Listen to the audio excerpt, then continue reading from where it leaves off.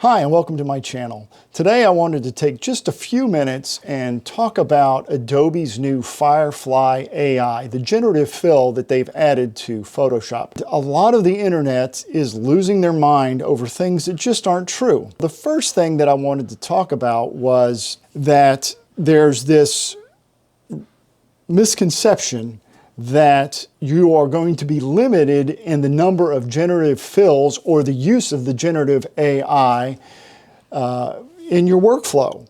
Now, I'm going to focus very narrowly on the Adobe Creative Photographer plan. That's what I have. I pay $9.99 a month. That gives me unlimited access to Adobe's Photoshop, Lightroom Classic, and Lightroom CC. Now, you have to be careful. That $9.99 a month, there's two different versions of it, and Adobe's website is not very clear about it. Mine is $9.99 a month, but I only get 20 gigabytes of storage. I don't care. I don't keep my stuff on Adobe's cloud servers. That's the one that I pay for. If you're not careful, you might be paying for a terabyte of storage and not realize it and not have access to all the programs that I do at $9.99 a month. But if you have the photographer's plan that's $9.99 a month, you have unlimited generative fills or generative AI uses in Photoshop. That's right, unlimited usage. You're not going to be charged for it at all. But James, that's not what I saw on the internet. Somebody else said you have to pay. You only get a few per month, and after that, Adobe's going to charge you. Depending on what you are paying for or not paying for, that might be true. But if you go to Adobe's website and you actually read from what Adobe says, how many generative credits do I get in my plan? Well, I have the Creative Cloud Photography 20 gigabyte. I get 250 generative credits per month that renews every month. And that is because I'm a subscriber before November 1st, 2023. Now, what happens after I use all 250 in a month? Well, it says so right here. It says Creative Cloud and Adobe Stock paid subscriptions include a specific number of monthly generative AI creations. After the number of credits is reached, you can keep taking generative AI actions, but your use of generative AI features may be slower. So I'll read that again. You can keep taking generative AI actions, but it might be slower. Nowhere on there does it say that you're going to have to pay more if you are a subscriber to the Creative Cloud and Adobe Stock paid subscriptions. If you have that, you will not be charged. There are instances that you might, but the bulk of the photographers that I know, the people that are screaming the loudest, probably shouldn't need to be because they're not going to have to pay. So who has to pay? If you use up your allotment of the credits that they're giving you for the generative AI, if you have one of the free plans, you're going to have to pay, or you'll have to wait till the next month. Again, I'll give you a link to the website in the description below so you can go read it for yourself if you have any questions. But again, I am focusing on the bulk, one specific plan that I use, the Adobe Photographer plan, that's $9.99 a month. And for those of us that are on that plan, we will not be charged any additional money to do any amount of generative AI fills or content aware, expand, or any of the other options that are new to us in the newest version of Adobe Photoshop. So now that we have got that out of the way, I'm going to tell you why it's just not that big a deal anyway, because it's really not that awesome. As a matter of fact, I probably will hardly use it at all, and I would be willing to bet that most of you will fall into the same camp, at least right now.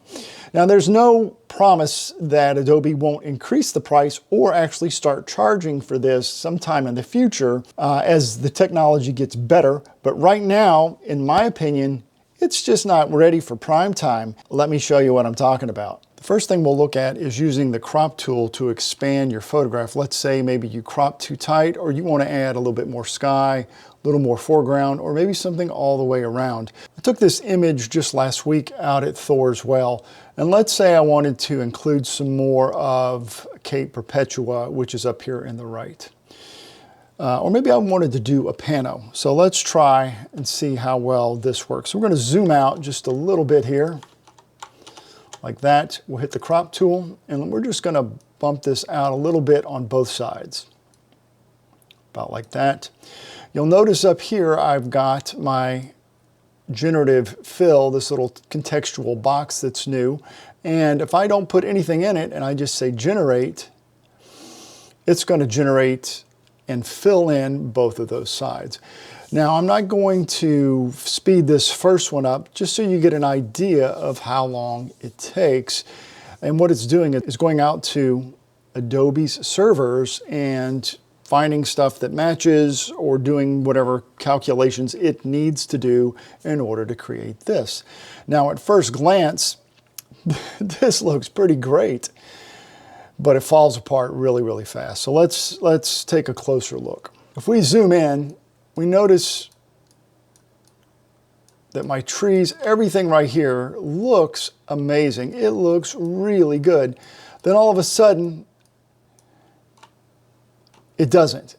This rock goes from looking great to I have no idea. This rock goes from perfectly sharp to a blurry mess, and so on. As we go, we see that it's not even close. So it does give us some options. So we have 3 variations that we can choose from. So let's try another one and see, maybe it just got it wrong. Let's try another one. So we're going to click this one, and it's definitely different, especially here on the edges. Let's zoom back in and see what we've got. No, it's still a definite edge between goodness and what the heck happened. Let's look at the last one. And again, as it goes from the image to where it expanded, it looks awful. So to me, this is pretty much, it's just totally unusable. The reason this happens is that when you use an AI generative fill, it's limited by the resolution. It can only do, and 1024 by 1024 square is what it was, that was the resolution that it filled. And so when you were filling more than that, it just blew up that 1024 image and expanded it to just grossness, which still is not going to work, especially when you're dealing with today's cameras that are like 60 megapixels. Let's say that this picture of Thor's well is missing something, like maybe a breaching whale. One of the things that Adobe, and I know you've seen videos on it, or at least advertisements, it shows them adding things to a photograph that weren't there. I have no idea how it's going to come out, so we're going to take this lasso tool, and we're just going to make a big spot back here in the ocean. And then in the generative fill, we're going to click that, and it says, what would you like to generate? So we're going to say humpback whale. And I'm not going to put anything but just humpback whale. And let's see how well it does. And we'll hit generate. I'll speed this up.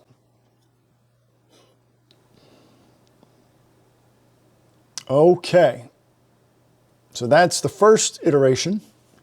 Not so good, although they did kind of match the water streams there. Let's see what the next one looks like. Not good at all. And not good at all. Now, if I don't like any of these, let's do this. We're going to maybe make the selection box smaller. That might have been a problem. So we're going to delete this layer altogether of what it did. And this time we're going to make a smaller selection. We're going to do something like this. And we're going to do generative fill, and we're going to say humpback whale. And this time we're going to put breaching and generate. I don't even know what that is, but let's try to see what the other ones look like. No. Let's zoom in so I can tell. That is not, doesn't look like a humpback. It looks like more like a, well, maybe that's the fluke. Yeah. Not good. The one before that, not good. And the one before that, not even close. All of those are awful. Now I could sit here and do this over and over again to hopefully maybe someday in the future I might get something I like. But to me, this this aspect of the tool is of zero value to me as a photographer. Let's try one other photograph, maybe something a little easier. So this is an image from Glacier National Park. And let's say I wanted to add some interest here in the foreground on that rock, maybe some flowers. But let's just make a selection here like that and go generative fill. And let's do yellow wildflowers and say generate. And we'll speed this up. All right. So let's zoom in. That actually doesn't look bad at this distance. That's not as good, I don't think. That's probably the best one. Let's zoom in. Again, let's take a look. Now that rock here is perfectly sharp. It looks great all around it, and it did a pretty good job around the edges. Not great, but you can obviously see that the flowers here are just they're not sharp. They are soft and grainy, and again, for me, this is unacceptable. I would never use this. I could never use this in any type of work that I do because it's obvious. It's not sharp as the rest of the image, and while it's fine at this viewing angle of this size, when you zoom in, it all falls apart. We're going to do one more image, and again, this is going to be where we're using the remove tool or the generative AI to fill in an area of a photograph. If you keep in mind the constraints that it has, it can work. So this image is from Japan, and let me zoom into 100% and get down here. So there was all these people were walking in the frame, and I just didn't want them there. Let's see if we can get rid of them with the generative AI. So I'm going to take and just select these people right here. And notice it's got a fence, an iron fence that needs to stay in place. And then you've got the people there that are the heads intersecting the land and all of that. So we can go generative fill and then just click generate. All right. And let's zoom in even more. This is 100%, by the way. We're going to zoom in 400%. So the only thing missing are the bars here. That it didn't put in the bars. So what we're going to do is we're going to try one more time. We're going to do this. Give it something to think about, like that. And we're going to say generative fill, generate. But there we go. Let's try and see what else did it come up with. Again, it gives us options. So there, that's not even close. And that is, I have no idea where that came from or that came from. That's the closest one that I would keep. Let's do the same thing very, very quickly. I'll do it one more time. And this time, we're going to use the object remove tool, just the remove tool. Click the remove tool, and let's just paint over this person here, and then paint over this person here.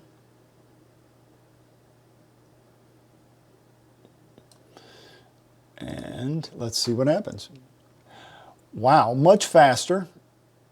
Much, much faster. It kept the bars immediately. Let's zoom in a little bit more. That's 100%. Let's go back into 400%. It kept all the bars, and notice that they're not exactly the same, but it did better right off the bat, I think, than the generative AI did. And if I needed to clean it up a little bit, I could just do little spot cleanups here and there, like this. Before, after, before, after. Sure, a very quick summary. I believe that this Firefly AI is greatly over-exaggerated for photographers, maybe not for graphic designers or artists that draw, but when it comes to creating photographs in the field and taking pictures of things and then using this AI to add stuff to it or to replace things in it, I just don't see it being anywhere close to being ready. So for me and my workflow, it's probably not going to get very much use unless that remove tool that I just showed you in Photoshop just can't make it work. So that's going to wrap it up for this week's video. I hope you liked it. I hope you got something out of it. I hope you're a little bit more relaxed now that you know that if you're on the same plan that I am, the photography paid plan, that they're not going to charge you for those AI generative credits, at least not at this stage. Thanks for watching, and we'll see you next time.